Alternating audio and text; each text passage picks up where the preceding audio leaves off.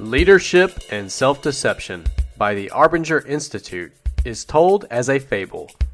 The story takes aim at self-deception, a habit that makes us less effective leaders. By its nature, self-deception is hard to see, but it is at the root of many personal and organizational issues. It subtly blinds us to the true cause of our leadership problems, and when we cannot see clearly, our solutions only make matters worse. We will take you through the fable and share the big ideas from each part of the book, while filling in some of the details. We start with Part 1, Self-Deception and the Box. The fable begins with Tom Callum, a new senior management hire at Zagrum, a fictional company, who was about to embark on a day-long, one-on-one meeting with Bud Jefferson, Zagrum's executive VP and Tom's soon-to-be new boss. As the meeting unfolds, Bud tells Tom that he has a problem that he doesn't even know he has. The problem is self-deception. Bud admits he has the same problem. That's self-deception, the inability to see that one has a problem, Bud says. Of all the problems in organizations, it's the most common and the most damaging. When we are self-deceived, Bud explains, we are in the box. What does that mean? The simple answer is that when we are in the box, we see other people as objects. Using two short stories about air travel, Bud explains further. On the first flight, Bud had his briefcase and the empty seat next to him, and not wanting to give up a seat, began reading the paper. He viewed people in the aisles looking for seats as threats. I saw others as somehow less than they were, as objects with needs and desires somehow secondary and less legitimate than mine. I was self-deceived. I was in the box, Bud says. On the second flight, a woman sitting next to an empty seat gladly offered to give up her seat so that Bud and his wife could sit together. This woman viewed Bud and his wife as people with their own needs. When we are out of the box, Bud explains, we see others as people, not objects. Bud and the woman exhibited the same external behaviors, sitting next to an empty seat, but Bud was self-deceived and in the box, and the woman was not. People are intuitive and pick up on the distinction, often when we don't realize we are making one. Bud says, no matter what we're doing on the outside, people primarily respond to how we're feeling about them on the inside, and how we're feeling about them depends on whether we're out of the box concerning them. Being in the box sharply limits our ability to influence as leaders. Part 2, How we get in the box. After lunch, Tom meets Kate Stenegrud, Zagrum's CEO. They head to Bud's office, where the three of them explore the idea of self-deception in more detail. What leads to self-deception is self-betrayal. The highlights of the discussion among Tom, Bud, and Kate cover these main ideas. 1. An act contrary to what I feel I should do for another is called an act of self-betrayal. 2. When I betray myself, I begin to see the world in a way that justifies my self-betrayal. 3. When I see a self-justifying world, my view of reality becomes distorted. 4. So, when I betray myself, I enter the box. Bud uses a story about his wife Nancy and their infant son David to illustrate the ideas. In the story, it is late at night and the baby is crying. Bud has this sense, I should get up and tend to David so Nancy can sleep. But he doesn't. Instead, he stays in bed.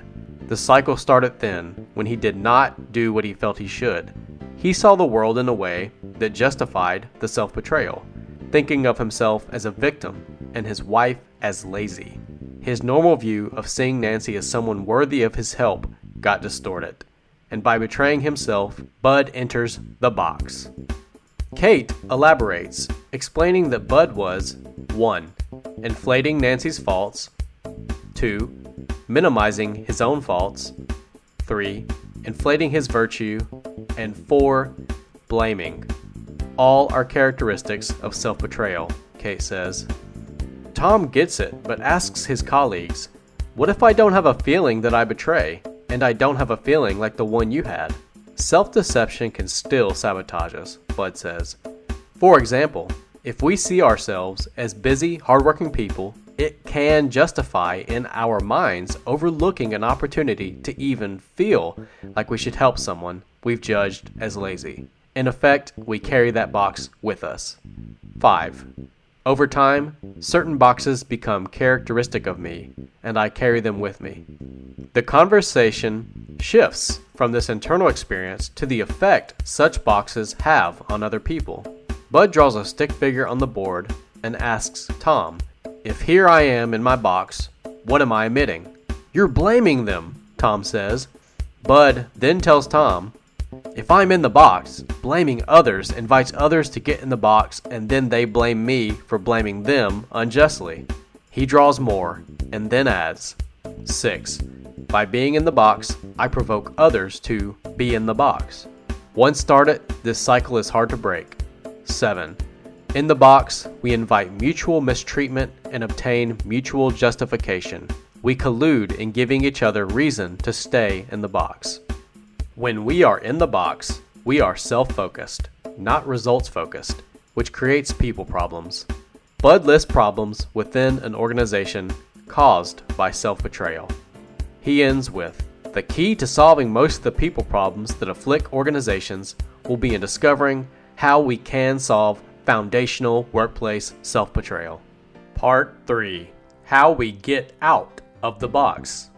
The next morning at 8:15 a.m., Tom is in the conference room waiting for Bud when an older gentleman walks in. He introduces himself as Lou Hebert, who is the former CEO of Zagram. Tom wondered what Lou was doing there and says after yesterday's discussion, he had a great night with his wife and son, being out of the box with them. As it turns out, Lou had introduced the box idea to the company after an interesting experience of his own. As Tom, Lou, and Bud settle in, Lou begins to talk about his relationship with his son, Corey. Corey was having some problems in life, and Lou thought it best to send him to a 90-day wilderness retreat to work some things out. Lou dropped him off, but as a parent, he had his own all-day session at the organization's headquarters. In this session, he learned all about being in the box and realized that was exactly the issue in his relationships with his wife and Corey, and it was affecting Zagram, where he was CEO at the time. He was chasing away some of his best people, Kate Stenegrud among them. So he wondered, how can I possibly get out of the box? That's when it happened. Lou realized, in the moment I felt the keen desire to be out of the box for them, I was already out of the box toward them. To feel that desire for them is to be out of the box toward them. Tom understands but presses for more details about getting out of the box. Lou starts over by listing behaviors that don't get us out of the box. 1. Trying to change others. 2. Doing my best to cope with others. 3. Leaving. 4. Communicating. 5. Implementing new skills or techniques. And 6. Changing my behavior. Tom's problem, Lou says, may be because he is trying to identify a behavior that got him out of the box with his wife and son. Anything you do can be done in or out of the box. Also, any changes made while in the box are just more of the box, viewing other people as objects. The key, Lou says, is thinking of the box as a metaphor for resisting others, and illustrates the idea. In the moment we cease resisting others, we're out of the box. Liberated from self-justifying thoughts and feelings. This is why the way out of the box is always right before our eyes, because the people we're resisting are right before our eyes, Lou explains. We need to honor them as people, and in that moment, the moment I see another as a person with needs, hopes, and worries as real and legitimate as my own, I'm out of the box. The approach is just as important in the workplace. Lou leaves Tom with this wisdom. You need to be a different kind of leader. When you're in the box, people follow you, if at all, only through force or threat of force. That's not leadership. That's coercion. The leaders people choose to follow are the leaders who are out of the box. Your success as a leader depends on being free from self-betrayal. This has been our review of the book Leadership and Self-Deception by the Arbinger Institute. The book illustrates an important insight that could lead to better results in your organization or life.